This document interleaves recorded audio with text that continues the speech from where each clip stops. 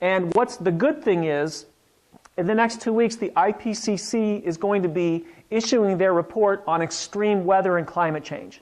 So when that comes out, there'll be a chance to, they'll publish something about that, so there'll be a chance to respond to that. But then also, as other weather events happen, you'll be able to say, like the IPCC said, now the question is, we know that's what's happening in the climate. What's the fastest way to deal with it? Put a fee on carbon, send all the money back to American households. Okay? All right, good. Yeah? When we write a letter such as that, should we mention the Citizens Climate Lobby, or is it better to, in some respect, or is it better just to make it purely coming from Joe Blow?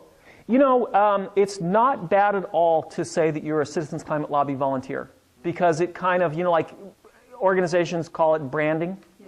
You know, anytime our name gets out there, it gets more momentum for us. And I think that we have something unique to offer to this right now, that anybody that comes to us helps move this forward as fast as anything else will. So it's good to associate yourself with us. Yeah? I want to encourage people to write. I'm a fairly frequent local writer. Yeah. But the Lawrence Journal World limits you to 1 a month, 250 word maximum. Yes. And Ian Gardner has to be able to edit it. Right. Right, that's the standard policy for most newspapers. It's usually 150 words for letters to the editor. It is usually 1 per month. Our group leader, Ellie in Richmond, Virginia, because she loves to write, and a lot of people in her group doesn't, she just sends them letters and they send them in. So she might get 5 or 6 letters per month. You can tell they're her. But so here's how it works in the paper. Letters to the editor make an impact. If you can get the paper to allow you to write an op-ed, we'll help you a lot with that, where the newspaper's publishing it as a editorial piece. But the big coup we're looking for is the paper to write their own letter, their own editorial, the internal position of the paper. That's where we spent the morning at the Kansas City Star, because in almost every case where we've gone and sit down with a paper, whether the Washington Post, the Boston Globe, the LA Times, the Richmond Times, this is now the 25th paper, we've got editorials in most of those papers. Wow. And a significant increase in the amount of reporting on what's happening.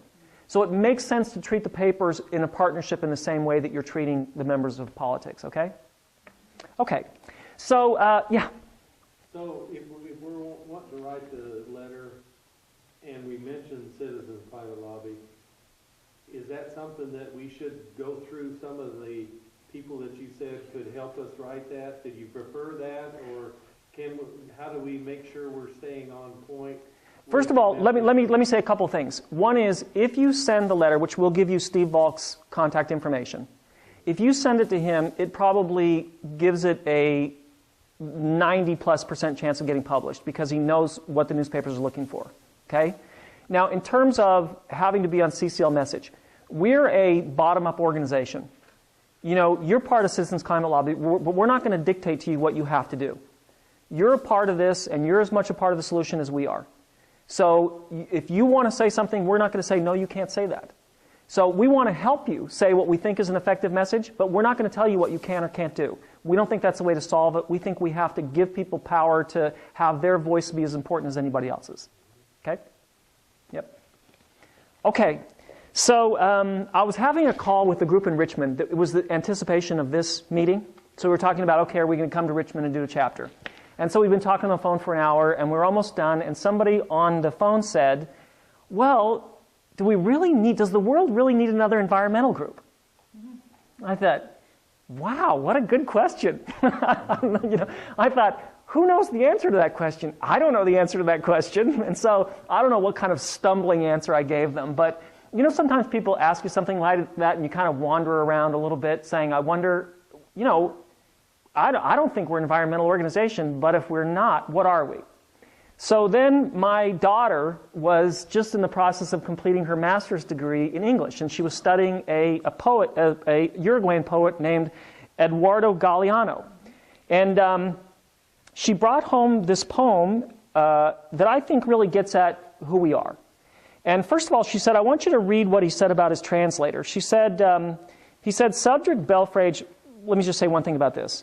My mother always told me that when people talk about other people, they tell you a little bit about the person being talked about. They tell you everything about the person who's doing the speaking. And that's always held up in my view.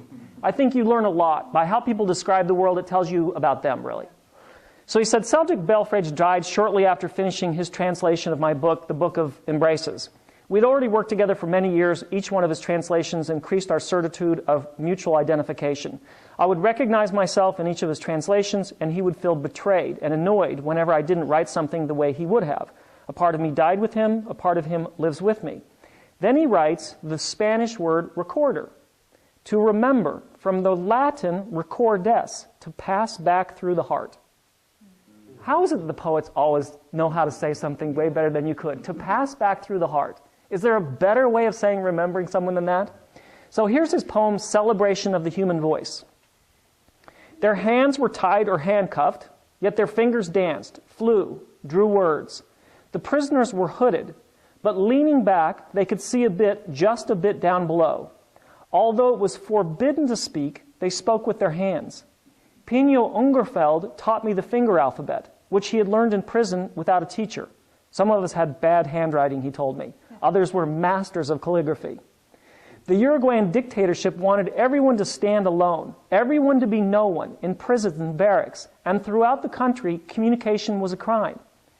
Some prisoners spent more than 10 years buried in solitary cells the size of coffins, hearing nothing but clanging bars or footsteps in the corridors. Fernandez Hudobro and Mauricio Rosenkopf, thus condemned, survived because they could talk to each other by tapping on the wall. In that way, they told of dreams and memories, fallings in and out of love. They discussed, embraced, fought. They shared beliefs, beauties, doubts, and guilts, and those questions that have no answer. When it is genuine, when it is born of the need to speak, no one can stop the human voice. When denied a mouth, it speaks with the hands or the eyes or the pores or anything at all. Because every single one of us has something to say to others, something that deserves to be celebrated or forgiven by others. I think that's who we are. I think Citizens Climate Lobby is simply an avenue for people to have their voice heard in the world.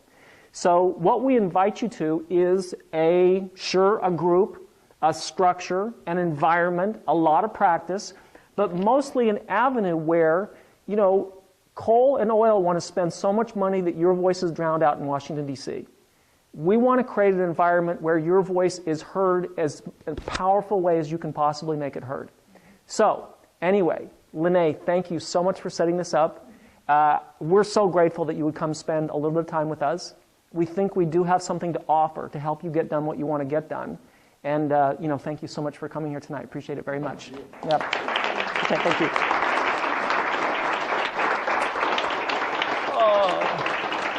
Thank you. Do we need to do anything to clean this room up or anything? Well, two things.